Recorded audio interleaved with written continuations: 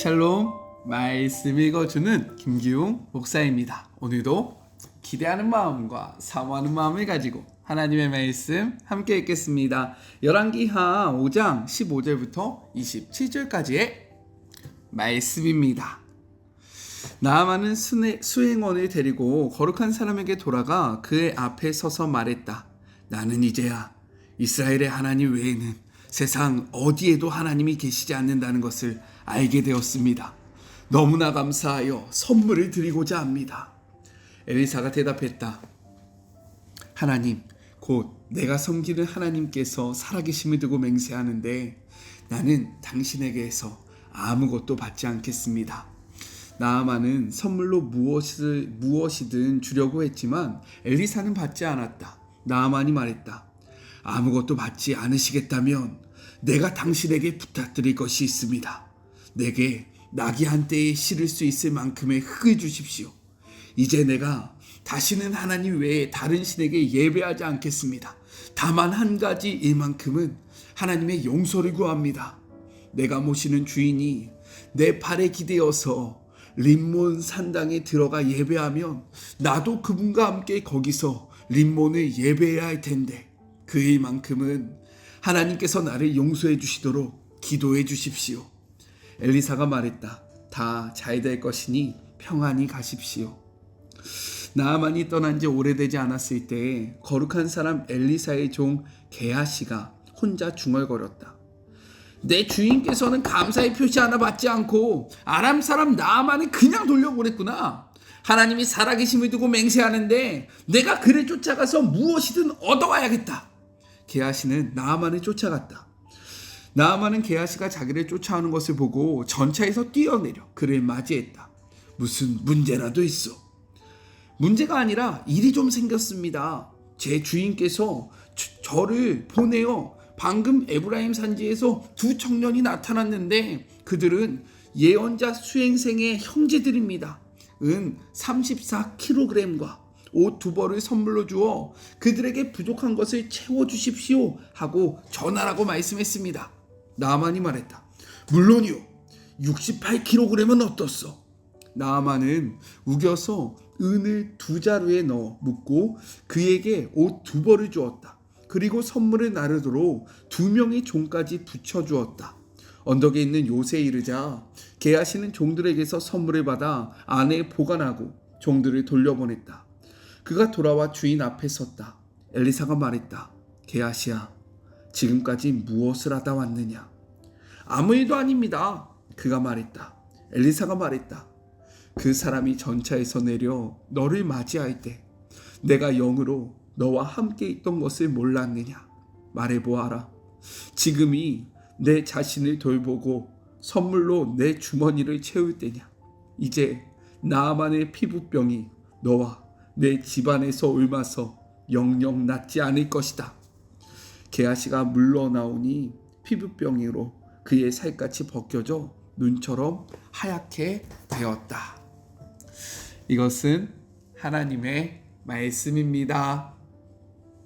오늘 말씀은 내용상 죄송합니다. 두 부분으로 나눠서 생각해 볼 수 있습니다. 먼저 첫 번째 15절부터 19절 삶의 주인이 바뀐 나아만에 대해서 이야기를 하고 있어요.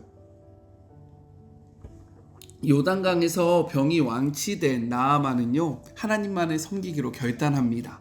그는 회복 후에 바로 아람으로 향할 수도 있었지만 온 군대를 이끌고 엘리사에게로 돌아갑니다. 조금 전까지는 분노하며 그의 집을 떠났지만 지금은요 기쁨과 감사로 돌아가고 있는 거예요. 처음에는요 엘리사의 환대를 예상하며 그곳으로 갔지만 이제는 하나님의 능력을 경험함으로 스스로 겸비하고 감사에 보답하기 위해서 그를 찾아갔다라는 거예요. 엘리사 앞에서 나아만이 이렇게 고백합니다. 15절 나아만이 모든 군대와 함께 하나님의 사람에게로 돌아와서 그의 앞에 서서 이르되 내가 이제 이스라엘 외에는 온 천하의 신이 없는 줄을 아나이다. 청하건대 당신의 종에게서 예물을 받으시옵소서 라고 이야기해요. 나아만은요 처음에 하나님을 무엇이라고 불렀냐면 11절에 그의 하나님, 즉 엘리야의 하나님이라고 불렀습니다. 그런데 그 병고침을 통해서 이제 엘리사의 하나님, 엘리야가 아니라 엘리사의 하나님이라고 부르던 그 하나님이 나아만 자신의 하나님이 되었음을 고백하고 있다는 거예요. 저는요, 우리 모두도 이러한 고백을 하기를 소망합니다. 신앙생활을 하면서 하나님을 부모님의 하나님, 아니면 내가 잘 아는 내 친구의 하나님, 아니면 우리 교회 목사님의 하나님이라고 이야기하는 것이 아니라 그들의 하나님이었던 그 분께서 나의 삶의 주인이 되어주시고 나의 삶의 하나님이라고 고백하는 역사가 우리의 삶 속에서 일어나기를 간절히 소망합니다. 그러나 엘리사는요, 나아만의 요청에 이렇게 이야기해요. 16절이에요. 이러되 내가 섬기는 여호와께서 살아계심을 두고 맹세하노니 내가 그의 앞에서 받지 아니하리라 하였더라. 나아만이 받으라고 간건하되 그가 거절하였다라고 이야기합니다. 이는요, 이 모든 치유의 과정이 자신이 주도한 것이 아니라 하나님께서 하신 것이다 라는 것을 분명하게 드러내고 있는 거예요. 하나님이 하셨으니 내가 이것을 받을 이유가 없다라고 이야기하고 있는 겁니다. 이렇게 엘리사는요, 하나님께 돌아가야 할 영광을 하나님께 돌릴 줄 아는 믿음의 사람이었다라는 거예요. 나아만은 계속해서 간청했지만 엘리사가 뜻을 굽히지 않자 이번에는 다른 요청을 합니다. 17절이에요. 나아만이 이르되 그러면 청하건대 노새 2마리의 실을 흙을 당신의 종에게 주소서. 이제부터는 종이 번제물과 다른 희생제사를 여호와 외에 다른 신에게는 드리지 아니하고 다만 여호와께 드리겠습니다 라고 이야기합니다. 학자들에 의하면 거룩한 곳으로 여겨지는 지역의 흙을 다른 지역으로 옮겨가는 것은 고대 근동에서 흔히 찾아볼 수 있는 종교적인 풍습이었다라고 이야기를 합니다. 당시 사람들은요, 신들이 각자 다스리는 땅과 지역이 있었다라고 생각했다라는 거예요. 그렇기 때문에 이 신을 모시기 위해서는 다른 지역에서 이 신을 섬기기 위해서는 그 땅의 흙을 가져와야지만 이 신을 섬길 수 있다. 왜요? 이 지역에 갇혀있는 신인데 내가 이 지역에도 섬기고 싶은 거예요. 그러니까 그 땅의 흙을 가져와서 이 제단을 만들고 예배 초소를 만들므로 이곳에서도 이 신이 영광을 받을 수 있게, 능력을 행할 수 있게 그러한 행동을 했다라는 겁니다. 나아만은요, 하나님을 온전히 아직 알지 못했잖아요. 그러니까 그 당시 문화 속에서 자신이 갖고 있었던 종교적인 모습 속에서 자신이 할 수 있는 최선의 모습으로 그 하나님을 섬기겠다라고 선포하고 있는 거예요. 여기서 더 나아가서 그는 이렇게 요청을 하면서 양해를 구해요. 18절의 말씀입니다. 오직 한 가지 일이 있사오니 여호와께서 당신의 종을 용서하시기를 원하나이다.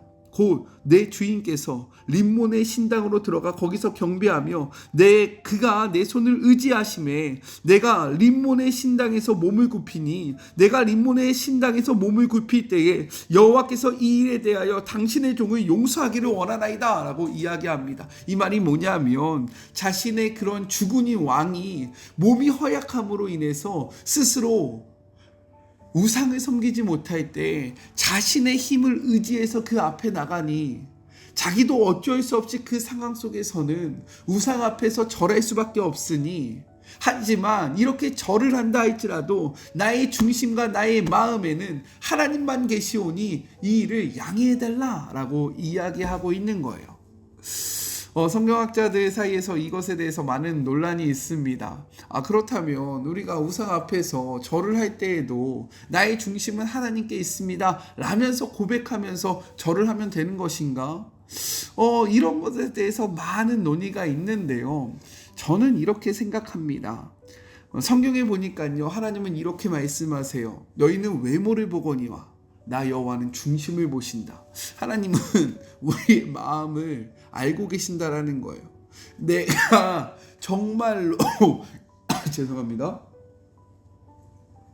내가 정말로 하나님을 사랑하지만 어쩔 수 없이 이것을 하고 있는지, 아니면 내가 이것을 즐기기 위해서 하나님의 이름을 도용하면서 이것을 나의 유익으로 삼고 있는지 우리의 마음을 분명하게 알고 계신다라는 거예요. 엘리사는 이에 대해서 무엇이라고 이야기합니까? 평안히 가라 라고 이야기해요. 메시지 성경은 염려할 필요가 없다 라고 이야기하고요. 그 뒷이야기에 대해서 나오지 않지만 저는 이렇게 생각합니다. 우리가 하나님 앞에 뜻을 정하잖아요. 다니엘이 그랬죠. 환관장에게 은혜를 구하지 않습니까? 내가 우상들에게 드렸던 그 음식을 먹지 않겠다라고 결단했습니다. 나는 하나님을 섬기는 자여서 그렇게 할 수 없습니다. 라고 은혜를 구하자. 어떻게 합니까? 환관장이 그것을 허락하잖아요. 그리고 채소만 먹게 하지 않습니까? 이가 이렇게 결단하고 나아갔을 때 하나님께서 그의 상황을 열어주실 것이다. 그래서 엘리사는 염려하지 말고 평안히 가라 라고 이야기한 것이 아닐까라는 생각을 해봅니다. 우리가 세상에서 믿음 생활을 할 때요, 이렇게 곤란한 상황이 올 수 있다라는 거예요. 저는 간절히 소망하는 것은 그 상황을 거절하고 그 상황을 거부하기를 원합니다. 그런데 아직까지 여기에 믿음이 묻히지 못한다면 그 상황 속에서 그것들을 행할 때에 내 마음의 중심이 하나님께 있음을 고백하면서 이러한 일들을 하셨으면 좋겠어요.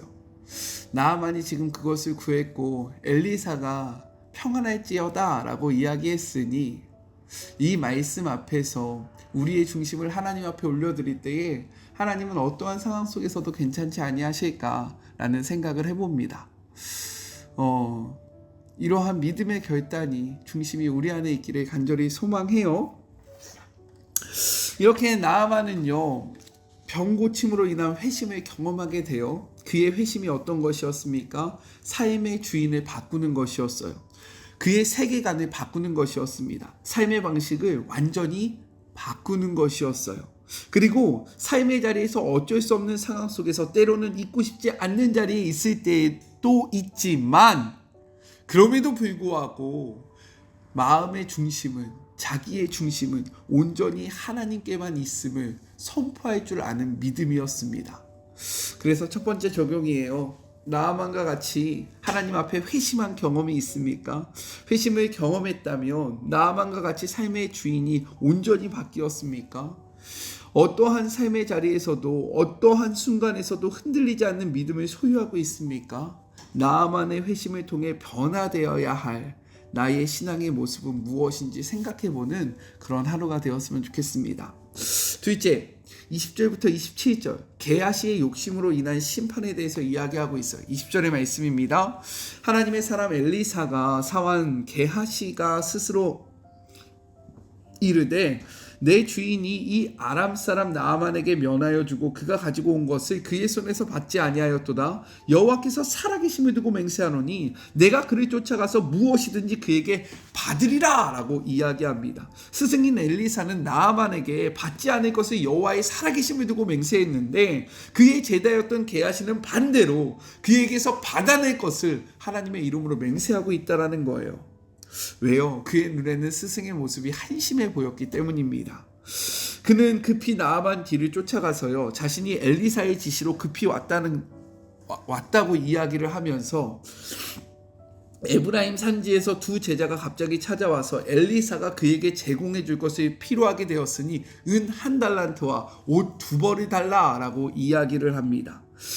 이렇게 게하시가 엘리사의 제자들과 그리고 엘리사를 들먹이면서 큰 금액이나 많은 것을 요구하지 않은 것은 무엇이냐면 그의 행동이 들통나지 않게 하기 위한 그의 지혜였고 계략이었다라는 거예요. 너무나도 많은 것을 요구하면 혹시나 나아만이 가서 그것을 확인할까봐 티가 나지 않을 수준에서 이것들을 요구한 겁니다. 요만큼은 괜찮겠지라는 생각으로 최소한의 것을 말했다라는 거예요. 나아만은요, 엘리사의 부탁이 자신이 가져온 예물에 비해서 너무나도 약소했기 때문에 요구했던 것의 2배인 2달란트를 받으라고 이야기해요. 게하시는 못 이기는 척 이것을 받습니다. 그리고 그는요, 그것을 숨긴 채 엘리사에게로 간다라는 거죠. 그러자 엘리사는 그가 어디에서 왔냐라고 물어봐요. 그는 아무 데도 가지 않았다라고 대답을 합니다. 그러자 엘리사는 너가 그것을 받을 때에 내가 너와 함께하고 있었음을 너는 왜 알지 못하느냐? 너가 지금 이것을 받을 때냐? 지금 이 상황 속에서 이것을 받는 것이 맞느냐? 라고 이야기를 해요. 이 상황이 무엇입니까?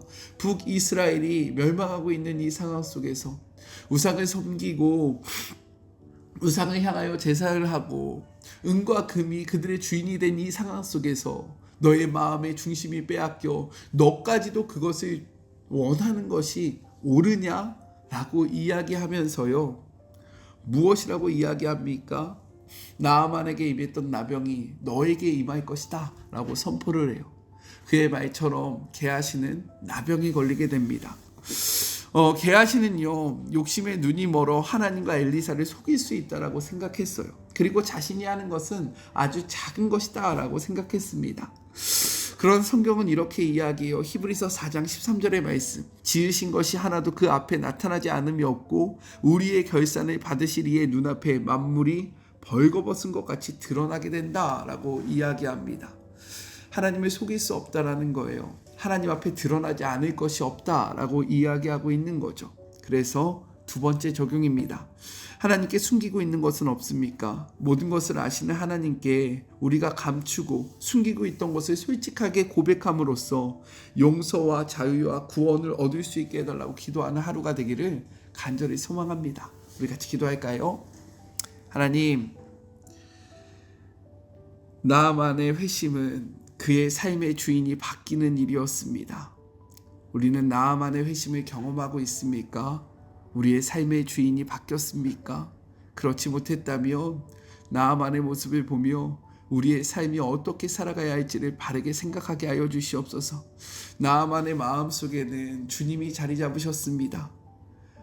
우리의 마음속에도 주님이 계시면 됩니다. 우리가 먹든지 마시든지 무엇을 하든지 하나님의 영광을 위해서 한다면 그것은 문제가 되지 아니함을 고백합니다.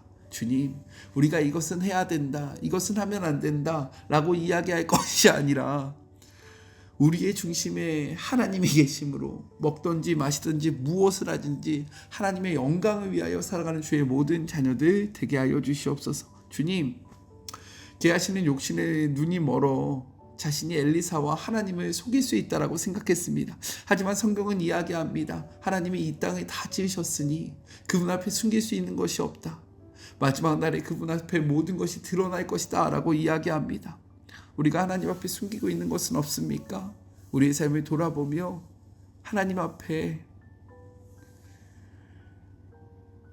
자백하고 고백함으로 회개와 용서함과 자유함을 얻는 주의 모든 자녀들 되게 하여 주시옵소서. 함께 하시 여호와를 의지하며 거룩하신 예수 그리스도의 이름으로 간절히 기도드립니다. 아멘. 저는요, 또 내일 만나도록 할게요. 사랑하고 주님의 이름으로 축복하면서 오늘 하루도 힘내세요. 우리 내일 만나요. 안녕. 오늘도 수고하셨습니다.